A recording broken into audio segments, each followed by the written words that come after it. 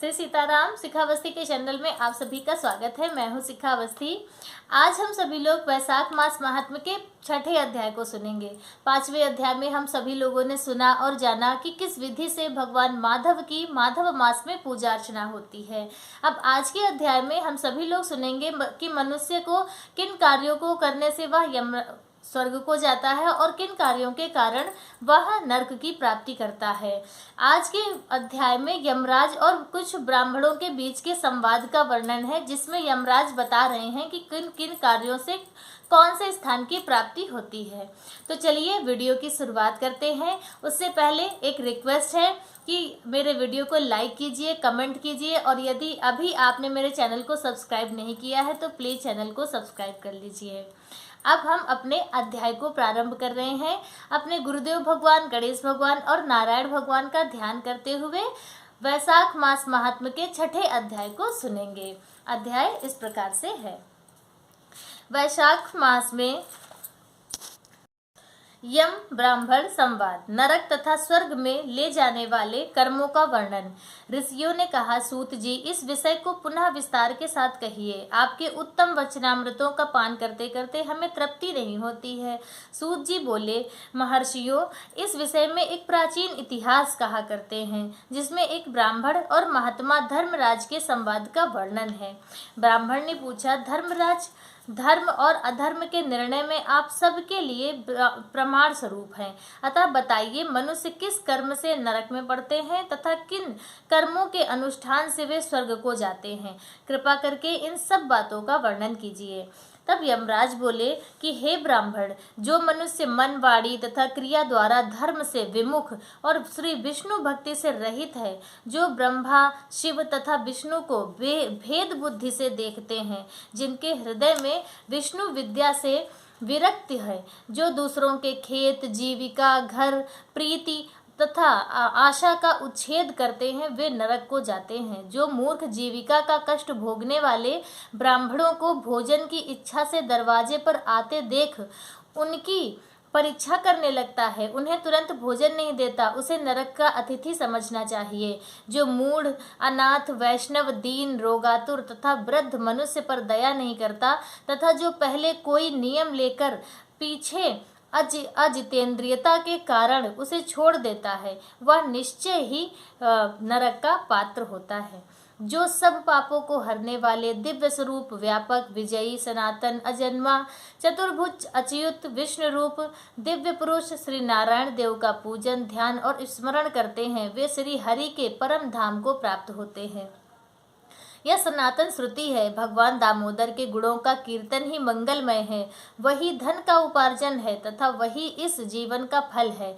अमित तेजस्वी देवादिदेव श्री विष्णु के कीर्तन से सब पाप उसी प्रकार नष्ट हो जाते हैं जैसे दिन निकलने पर अंधकार नष्ट हो जाता है। जो प्रतिदिन श्रद्धा पूर्वक भगवान श्री विष्णु की यशो गाथा का गान करते हैं और सदा स्वाध्याय में लगे रहते हैं, वे मनुष्य स्वर्गगामी होते हैं। विप्रवर भगवान वासुदेव के नाम जप में लगे हुए मनुष्य पहले के पापी रहे भी हों, तब भी वह भयानक यमदूत उनके पास भटकने नहीं पाते। द्विज श्रेष्ठ, हरि कीर्तन को छोड़कर दूसरा कोई ऐसा साधन नहीं है जो जीवों के संपूर्ण पापों का नाश करने वाला प्रायश्चित हो।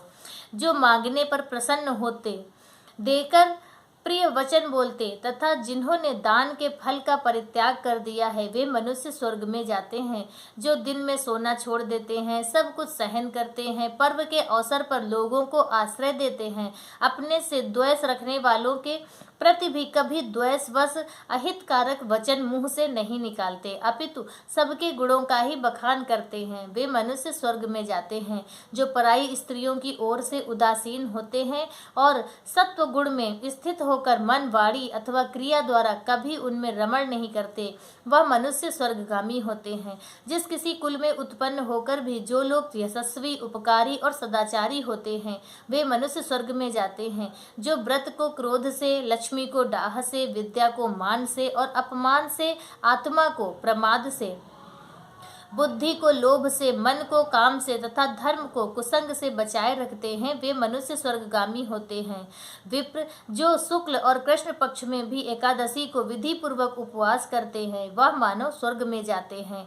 समस्त बालकों का पालन करने के लिए जैसे माता बनाई गई है तथा रोगियों की रक्षा के लिए जैसे औषधि की रचना हुई है, उसी प्रकार संपूर्ण लोकों की रक्षा के निमित्त एकादशी तिथि का निर्माण हुआ है।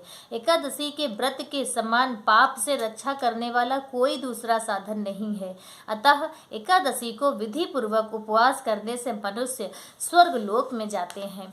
अखिल विश्व के नायक भगवान श्री नारायण में जिनकी भक्ति है, वे सत्य से हीन और रजोगुण से युक्त होने पर भी अनंत पुण्यशाली हैं तथा अंत में वे बैकुंठ धाम में पधारते हैं। जो वेतसी, यमुना, सीता तथा पुण्य सलीला गोदावरी का स्नान और सदाचार का पालन करते हैं, जिनकी स्नान और दान में सदा प्रवृत्ति है, वे मनुष्य कभी नरक के मार्ग का दर्शन नहीं करते। जो कल्याणदायिनी नर्मदा नदी में गोते लगाते हैं तथा उसके दर्शन से प्रसन्न होते हैं, वे पाप रहित हो महादेव जी के लोक में जाते हैं और चिरकाल तक वहां आनंद भोगते हैं। जो मनुष्य चंबल नदी में स्नान करके शौच संतोष आदि नियमों का पालन करते हुए उसके तट पर विशेषतः व्यासाश्रम में 3 रात निवास करते हैं, वे स्वर्ग लोक के अधिकारी माने गए हैं। जो गंगा जी के जल में अथवा प्रयाग, केदार खंड, पुष्कर, व्यासाश्रम या प्रभास क्षेत्र में मृत्यु को प्राप्त होते हैं, वे विष्णु लोक में जाते हैं। जिनकी द्वारका या कुरुक्षेत्र में मृत्यु हुई अथवा जो योगाभ्यास से मृत्यु को प्राप्त हुए अथवा मृत्यु काल में जिनके मुख से हरि इन 2 अक्षरों का उच्चारण हुआ, वे सभी भगवान श्री हरि के प्रिय हैं। हे ब्राह्मण, जो द्वारिकापुरी में 3 रात भी ठहर जाता है, वह अपनी 11 इंद्रियों द्वारा किए हुए सारे पापों को नष्ट करके स्वर्ग में जाता है। ऐसी वहाँ की मर्यादा है। वैष्णव व्रत यानी एकादशी के पालन से होने वाला धर्म तथा यज्ञादि के अनुष्ठान से उत्पन्न होने वाला धर्म, इन दोनों को विधाता ने तराजू पर रखकर तौला था। उस समय इनमें से पहले का ही पलड़ा भारी रहा। ब्राह्मण जो एकादशी का सेवन करते हैं तथा जो अच्युत अच्युत कहकर भगवान नाम का कीर्तन करते हैं, उन पर मेरा शासन नहीं चलता, मैं स्वयं ही उनसे डरता हूँ। जो मनुष्य प्रत्येक मास में 1 दिन अमावस्या को श्राद्ध के नियम का पालन करते हैं और ऐसा करने के कारण जिनके पितर सदा तृप्त रहते हैं, वे धन्य हैं, वे स्वर्गगामी व्यक्ति हैं। भोजन तैयार होने पर जो आदर पूर्वक उसे दूसरों को परोसते हैं और भोजन देते समय जिनके चेहरे के रंग में परिवर्तन नहीं होता, वे शिष्ट पुरुष स्वर्ग लोक में जाते हैं। जो मृत्यु लोक के भीतर भगवान श्री नर नारायण के आवास स्थान बद्रिकाश्रम में और नंदा सरस्वती के तट पर 3 रात निवास करते हैं, वे धन्यवाद के पात्र हैं और भगवान श्री विष्णु के प्रिय हैं। ब्राह्मण जो भगवान पुरुषोत्तम के समीप जगन्नाथपुरी में 6 मास तक निवास कर चुके हैं, वे अच्युत स्वरूप हैं और दर्शन मात्र से समस्त पापों को हर लेने वाले हैं। जो अनेक जन्मों में उपार्जित पुण्य के प्रभाव से काशीपुरी में जाकर मणिकर्णिका के जल में गोते लगाते और श्री विश्वनाथ जी के चरणों में मस्तक झुकाते हैं, वे भी इस लोक में आने पर मेरे वंदनीय होते हैं। जो श्री हरि की पूजा करके पृथ्वी पर कुश और तिल बिछाकर चारों ओर तिल बिखेरते और लोहा तथा दूध देने वाली गौ दान करके विधि पूर्वक मृत्यु को प्राप्त होते हैं, वे मनुष्य स्वर्ग में जाते हैं।